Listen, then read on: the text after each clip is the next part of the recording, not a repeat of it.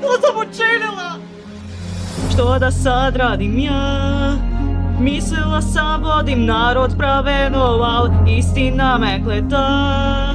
Kakva sam vođa kad zlo ne prepoznam, koliko duša je moglo preživjeti.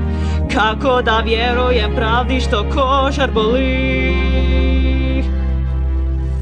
Tražiš odgovor što ne zbori nitko. Ti tražiš svoj plan što budiš ga sama. Taj svaki grijeh ti lekciju donosi. Jučer si tugu sjala, što ćeš učinit sutra? Nisam udrija kad sam zapovjedala klanje sinova i kćeri. Ne skrij se! Kad sam da operi svoje vlastite vjerema sa krde stojim.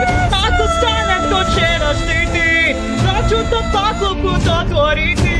Jeme put ocaj da je nosi.